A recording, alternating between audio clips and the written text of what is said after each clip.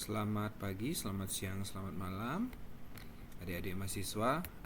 Kembali lagi di mata kuliah metodologi penelitian atau metode penelitian ya. Pada pertemuan hari ini kita akan membahas tentang bagaimana cara dalam penentuan masalah, di mana minggu lalu kita sudah membahas tentang pendekatan-pendekatan yang kita laksanakan dalam sebuah penelitian ya. Oke, pada prodi pendidikan bahasa Inggris ada dua bidang utama yang kalian bisa angkat sebagai permasalahan kalian, yaitu yang pertama adalah linguistics dan juga yang kedua adalah education atau pendidikan. Jadi kalau mengacu kepada linguistik, kita akan membahas tentang bagaimana fenomena bahasa itu terjadi. Jadi sebenarnya tidak ada pengkhususan pada bahasa tertentu ya, tidak hanya bahasa Inggris tapi juga bahasa-bahasa lain yang termasuk bahasa gitu ya. Adapun hal yang bisa kita ambil dalam atau angkat sebagai permasalahan dalam bidang linguistik adalah implementasi dari teori linguistik. Jadi ada teori misalnya contohnya ya, speech act theory, bagaimana implementasinya dalam konteks kelas atau dalam konteks film atau dalam konteks yang lainnya. Yang kedua adalah bidang translation atau terjemahan ya. Jadi kalian bisa menganalisis tentang permasalahan ataupun strategi penerjemahan dari alih bahasa dari bahasa sumber ke bahasa target ya. Yang ketiga ini juga cukup umum ya, menganalisis kesalahan atau error analisis ya. Jadi biasanya ada komponen-komponen bahasa seperti misalnya morfologi ataupun bagian dari morfologi yang dianalisis sebagai sebuah kesalahan. Yang keempat adalah penguasaan bahasa ataupun language acquisition. Ini berkaitan dengan penguasaan bahasa pertama, kedua dan seterusnya. Jadi itu juga bisa kalian pakai sebagai objek dari penelitian.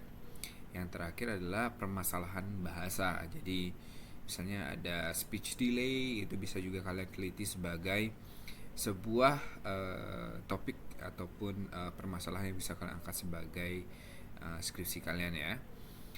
Sedangkan dalam dunia pendidikan, kalian bisa juga mengangkat terkait dengan planning, proses, dan evaluation dari pembelajaran itu sendiri. Jadi boleh dari planningnya, boleh dari prosesnya, atau boleh dari evaluasinya, atau dari keseluruhannya, atau secara holistik ya.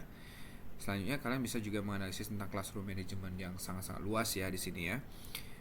Juga ada aspek-aspek tidak hanya classroom management dalam artian settingnya saja, tapi juga banyak hal di sana, entah itu strategi atau teknik untuk classroom management ya.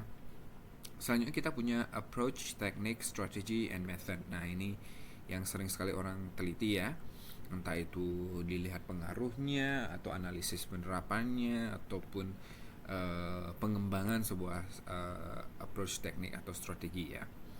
Selanjutnya adalah teaching media, aids atau materials. Nah biasanya ini bisa kalian gunakan dalam penelitian eksperimen ataupun kalian kembangkan sendiri dalam bentuk R&D. Begitu juga ada di sini behavior management, yaitu berkhusus pada manajemen sikap ya. Jadi ini di bagian afektif atau domain afektifnya.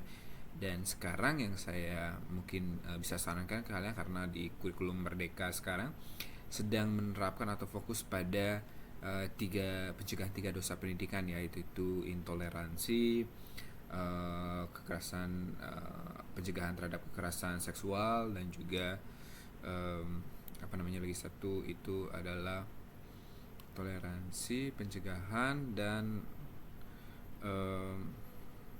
perundungan ya, lagi satu ya, hampir lupa saya lagi satu nih. Oke.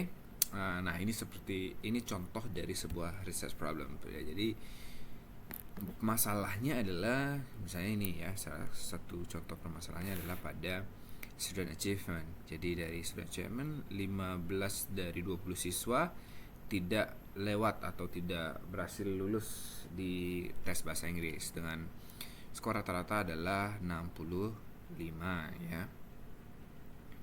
So Nah, dari permasalahan ini bisa kita kaji, entah itu secara deskriptif ataupun nanti kita cobakan sebuah teknik pada itu. Entah itu dalam bentuk classroom action research ataupun dalam bentuk ex post facto. Maksud saya adalah dalam bentuk eksperimen ya. Jadi bisa kita cobakan. Misal salah satu realitas atau objek penelitian kita adalah project based learning. Nah, misalnya contohnya kayak ini. Sebuah objek project based learning ini bisa memproduksi berbagai jenis judul ya, berbagai judul. Entah kita bisa melihatnya secara kualitatif, yaitu bisa kita lihat bagaimana penerapan project based learning di SMA Dwi Jendra Denpasar gitu misalnya ya.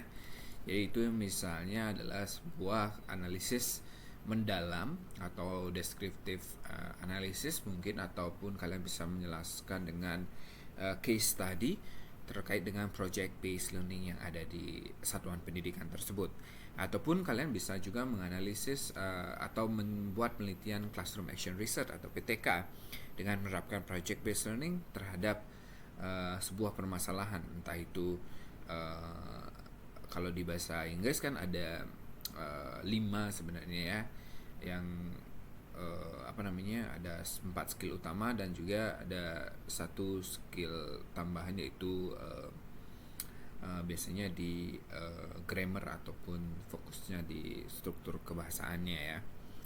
Nah, itu bisa kalian analisis, ataupun kalian mengembangkan suatu misalnya adalah teaching aids yang bisa mendampingi project based learningnya juga bisa ya. Atau kalian uji cobakan apakah project based learning itu berhasil pada suatu subjek tertentu, ataupun itu berhasil pada skill tertentu. Itu juga bisa kalian laksanakan dalam bentuk quasi eksperimen ya. Oke, demikian dia. Saya ingin kalian memilih satu realitas yang kemudian kalian akan elaborasikan, entah kalian bawa ke kualitatif dalam bentuk case study, ataupun kalian bawa ke PTK, ataupun kalian bawa ke eksperimen, ataupun kalian bawa ke ex post facto ya. Oke, sampai jumpa di pertemuan selanjutnya.